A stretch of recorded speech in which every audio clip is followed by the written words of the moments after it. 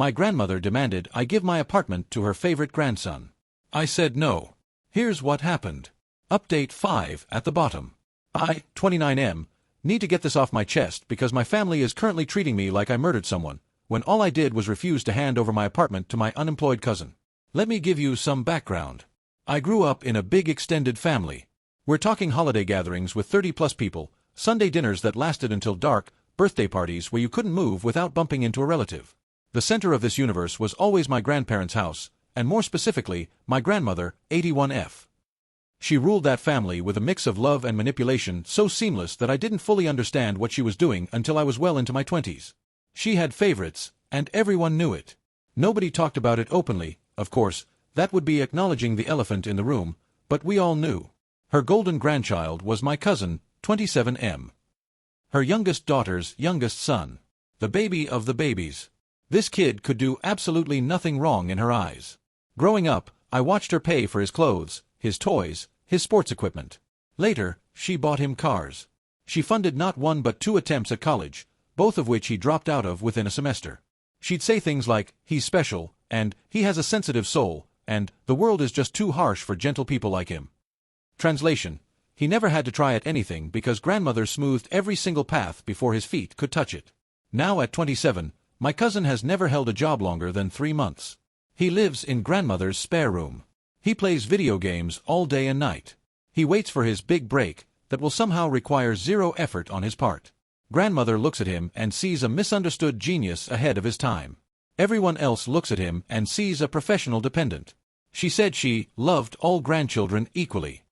Everyone laughed inside. She paid for his cars, his college attempts, his entire existence. She paid for my nothing. But sure, equal love. Me? I was always an afterthought. My mother is grandmother's other daughter, the less favored one. The one who was always told she was strong enough to manage alone. I wasn't disliked, exactly. I was just invisible. A background character in grandmother's family story. The grandkid who got a brief nod at gatherings while cousin got the spotlight. He's 27, never worked more than 3 months, lives in her spare room, and she calls him special. I'm 29, worked since 15, own an apartment, and I'm barely acknowledged. Her definition of special is just requires the most funding.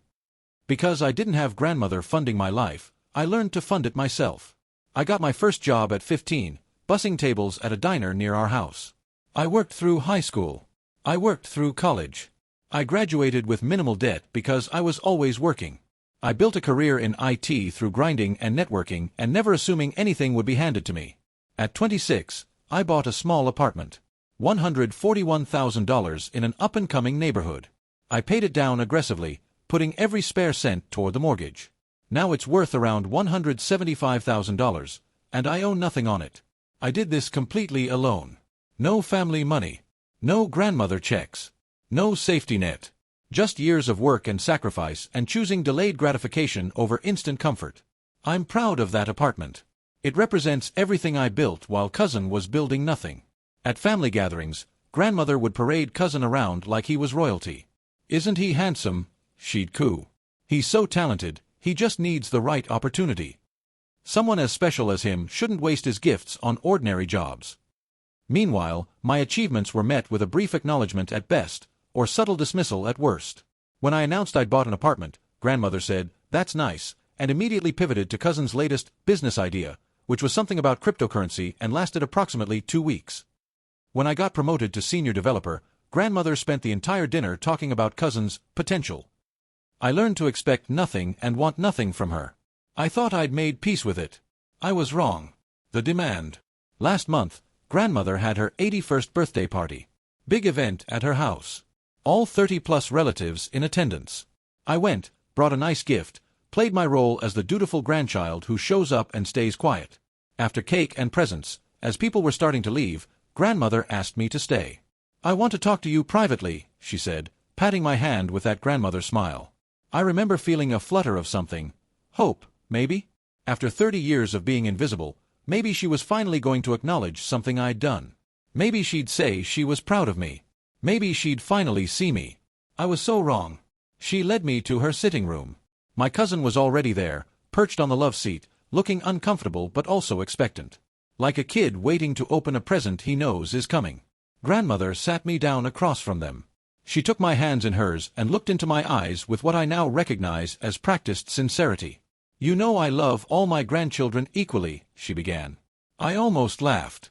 I actually had to bite my cheek. She continued, "But some grandchildren need more help than others. Your cousin here, he's had a difficult time. The world doesn't appreciate people like him.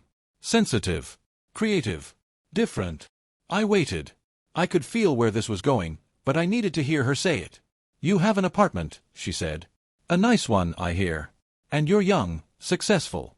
You'll have many apartments in your life, I'm sure. Your cousin has nothing. It's not fair that you have so much while he struggles." She squeezed my hands, her eyes wet with what looked like genuine emotion. "I want you to give your apartment to your cousin. As a gift. Family helping family, the way it should be. You can buy another one, you're so capable. But he needs this. He needs something to build on. Something that's his. Will you do this? For me? For family?" I looked at my cousin. He was nodding eagerly, already mentally rearranging my furniture, probably planning which room would be his gaming setup. I looked back at my grandmother. 81 years old. The woman I'd spent my whole life trying to impress. The woman who'd never once acknowledged my struggles or my victories. Now asking me to hand over the biggest achievement of my life to the grandson who'd never achieved anything. I took a breath. No. Simple. Clear. Final. Grandmother blinked, like a computer that received an unexpected input. "What do you mean, no?" "I mean I'm not giving away my apartment. I worked for it. I paid for it. It's mine." Her face changed. The sweet old lady mask slipped, just for a second, and I saw something harder underneath. Something that expected to be obeyed. "I'm asking you to help your cousin. Your family. Your blood." Her voice had an edge now.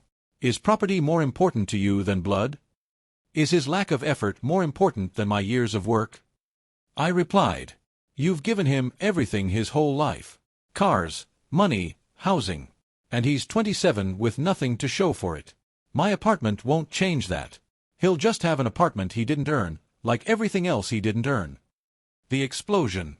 Grandmother stood up. It was dramatic, theatrical, the way she'd done 1,000 times when someone defied her. She was shaking, whether from real emotion or performance, I'll never know. "How dare you speak about him that way? He's been through things you can't understand. He's sensitive. He's enabled," I said, keeping my voice level. "There's a difference. Sensitive people still work. Sensitive people still build lives. He doesn't because he's never had to. You made sure of that." My cousin finally spoke up. "Bro, that's harsh. I've had struggles." "Name one," I interrupted. "Name one struggle that wasn't funded by grandmother or fixed by someone else. Name one time you actually faced consequences for anything." He couldn't answer.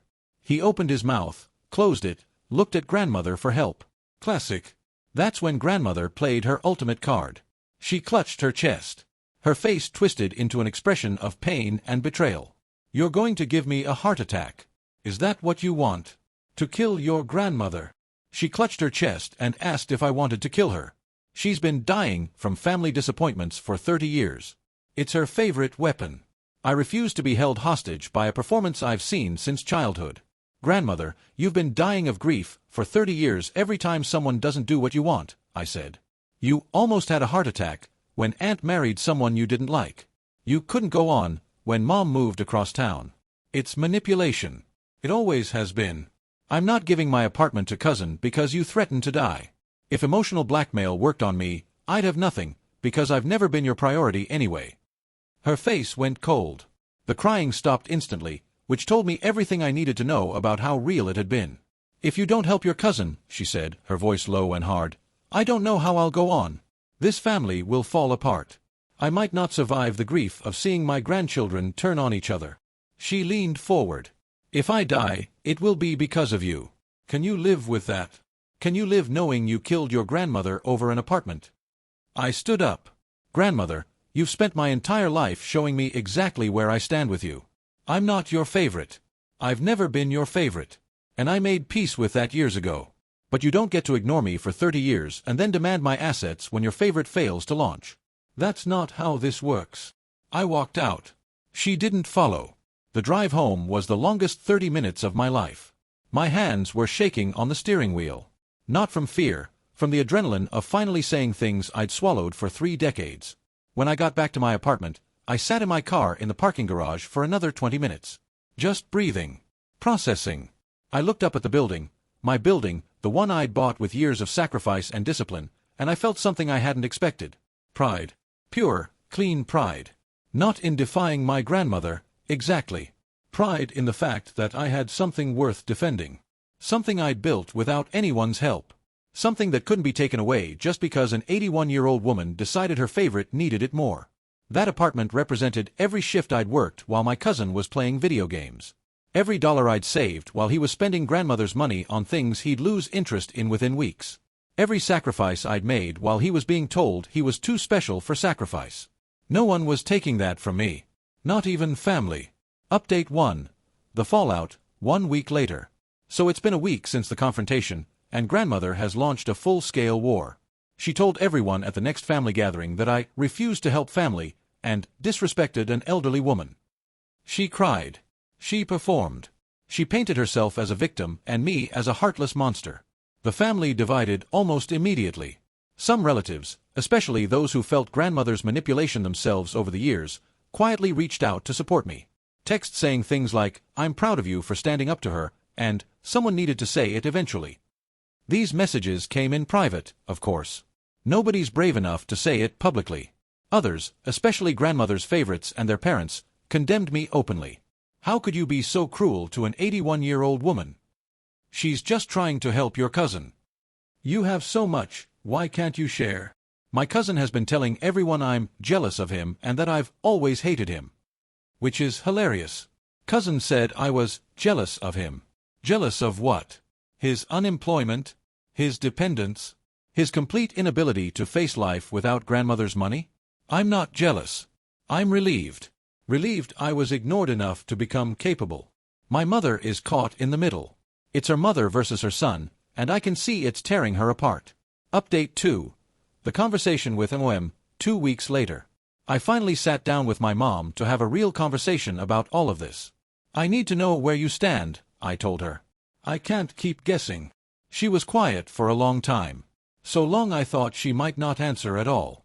Then she said, "My whole life, I watched her favor my sister and her children. I watched her give them everything while telling me I was strong enough to manage alone. I told myself it was okay because that's just how she is. Some people just have favorites. But watching her try to take your apartment, something you built completely alone, with no help from anyone, for a grandson who's never worked for anything." She started crying. "I'm on your side," she said. "I should have been on your side years ago. I should have protected you from her favoritism instead of making excuses for it. I should have stood up to her when you were a child and she was ignoring you at every birthday party while showering your cousin with attention. I failed you, and I'm sorry." That conversation changed things. For the first time in my life, I felt like my mother truly saw what I'd been through. We cried together, and when it was over, I felt lighter than I had in years. Something shifted between us after that. For so long, I'd felt like my mother was another person who'd accepted grandmother's favoritism as the natural order of things. Like she was complicit in my invisibility, even if she didn't mean to be. But hearing her acknowledge it, hearing her apologize for not protecting me, it healed something I didn't know was broken. She started telling me stories I'd never heard before. Stories about her own childhood as the unfavored daughter. About the ways grandmother had pitted her against her sister, always making her feel like she had to work twice as hard for half the approval. About how she'd promised herself she wouldn't repeat those patterns with me, but how she'd failed because grandmother's influence was like gravity, always pulling, even when you didn't notice. "I let her make you invisible because I was invisible too," she told me. "And I'm so sorry for that. We made a pact that night. No more accepting the unacceptable. No more pretending the family dynamic was normal or healthy. We were going to support each other, even if it meant grandmother's disapproval." For the first time in my life, I felt like I had a teammate. Update 3. The unexpected ally, 1 month later. Here's where things got interesting. My aunt, grandmother's favored daughter, cousin's mother, reached out to me privately. I nearly didn't answer. I assumed she was calling to berate me or manipulate me into giving in. But something made me pick up. "I know what my mother is doing," she said. "And I know what my son is. I've enabled them both. I'm part of the problem." I was stunned. I didn't say anything, just let her talk. She admitted she'd tried for years to get my cousin to work, to grow up, to become independent. But every single time she pushed him, grandmother would swoop in and rescue him. Aunt told me she lost her son to grandmother's protection. That grandmother undermined every attempt to make him independent. He can't function because struggling was never allowed. My apartment would just be a nicer room for his imprisonment. I lost my own son to her protection, my aunt said, her voice cracking. Every time I tried to let him fail, because failing is how you learn, she'd catch him. She'd fix it. She'd make sure he never felt any consequences. And now he's 27 and he can't function. He can't hold a job. He can't maintain relationships. He can't do anything because she never let him struggle. She told me my apartment wouldn't help him. It would just give him a nicer place to continue failing. I won't defend you publicly, she admitted. I can't risk her wrath. But I understand why you said no, and I think you're right. That conversation gave me more clarity than anything else. This wasn't just about me protecting my property. This was about refusing to participate in a system that had already destroyed my cousin's ability to be a functional adult. What struck me most was the sadness in my aunt's voice. This wasn't an angry woman calling to criticize. This was a mother grieving the person her son could have been if she'd been allowed to parent him properly. Grandmother hadn't just created a dependent grandson, she'd taken a mother's ability to raise her own child. I thought about my cousin differently after that call. Not with more sympathy exactly, but with more understanding. He wasn't just a lazy man-child. He was a product of a system designed to keep him helpless. Grandmother needed him to need her. His dependence was her purpose, her proof of being important. Without him requiring her constant intervention, who was she? My apartment wasn't going to save him. Nothing was going to save him until the safety net disappeared. And even then, even after grandmother was gone and her money was spent, there was no guarantee he'd learn to save himself. 30 years of learned helplessness don't disappear overnight. That realization made my decision even clearer. Giving him my apartment wouldn't be kindness. It would be participation. I refused to help imprison someone else, even if he didn't know he was in a cage. Update 4. The final confrontation, 6 weeks later. I decided to confront grandmother one last time. Not to argue, not to justify myself, but to set a boundary. I went to her house on a Tuesday afternoon when I knew cousin would be out. He had a job interview, his first in 8 months. Grandmother had arranged it through a friend. She let me in with cold formality. No hug, no greeting. Just a pointed look and a gesture toward the sitting room. I didn't sit. I'm not here to fight, I said. I'm here to say one thing, and then I'm leaving. She crossed her arms and waited. I'm not giving my apartment to anyone. Not now, not ever. You can tell the family whatever you want. You can die of grief if that's your choice. But I built my life without your help, without your money, without your favoritism. And I'll keep building it without your approval. If that makes me the family villain, fine. I'd rather be a villain with integrity than a hero in your story who got there by taking from others. She stared at me. The performance was gone now. There was no clutching of chests, no tears. Just an old woman who'd used control as love for so long she didn't know the difference anymore. You think you're so much better than everyone, she said quietly. No, I replied. I think I'm someone who worked for what I have. That's not better, that's just different from what you taught your favorites. They learned to take. I learned to build. Those aren't the same thing. She told everyone I abandoned her. I never had her to abandon. You can't leave somewhere you were never welcome. I was always the other grandchild. The background. The one who managed alone. Now alone is my strength, and she hates it. I turned and walked out. She didn't call after me. She didn't try to stop me. And somehow, that silence said more than 30 years of dismissal ever had. The strangest thing happened when I got in my car. I expected to feel victorious, or at least relieved. Instead, I felt profoundly sad. Not for myself, for her. Here was an 81-year-old woman who had spent her entire life trying to control her family through love that wasn't really love. She'd created dependence instead of raising independent people. She'd used emotional manipulation so consistently that she probably didn't even recognize it as manipulation anymore. It was just how she operated. And now, in what should have been the twilight years of a life surrounded by loving family, she was alone in her sitting room, watching a grandson who couldn't function walk away because he dared to say no. I almost felt sorry for her. Almost. Then I remembered every birthday where I was overlooked.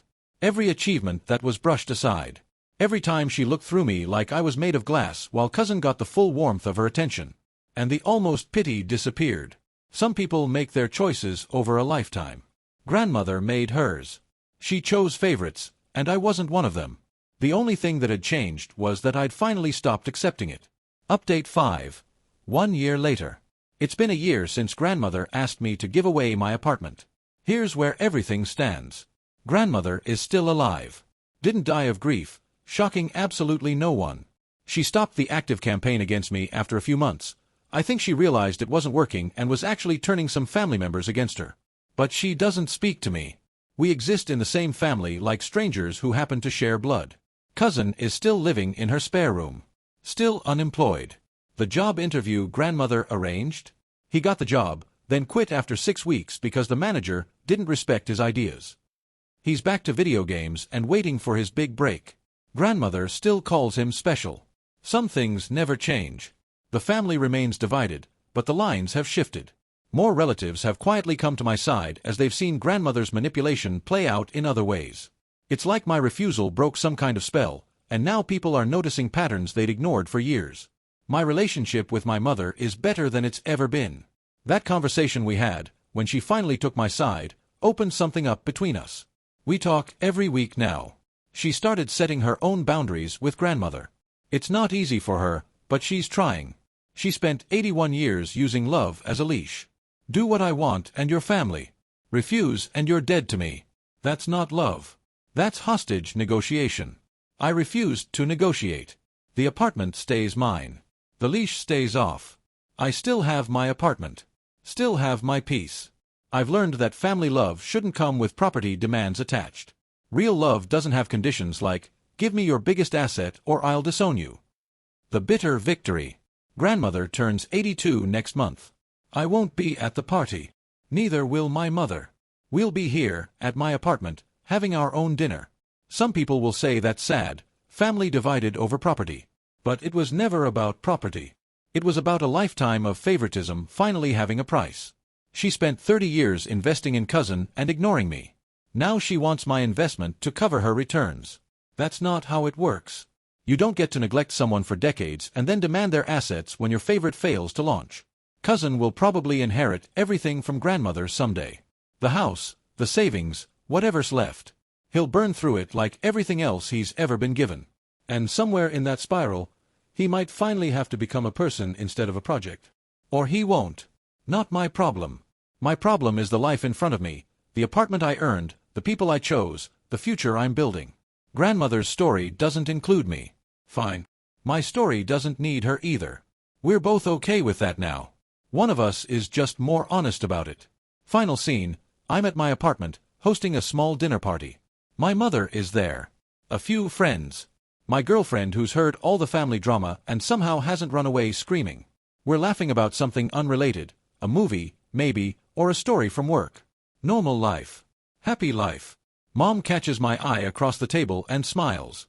It's a smile that says, we made it through. I think about grandmother alone with her favorite grandson who can't function without her. I think about the apartment that was supposed to fund another generation of dependents. I think about the family members who called me a villain for saying no. Then my girlfriend says something funny, and everyone laughs, and I stop thinking about any of it. Because that's the real victory. Not the apartment. Not the moral high ground. The victory is this: a Tuesday night, good food, people I love, and absolutely no one demanding I sacrifice my future for someone else's failure. That's worth more than any inheritance grandmother could have given me. That's worth more than being her favorite ever could have been. Edit. Thank you all for the awards and support. I didn't expect this to resonate with so many people.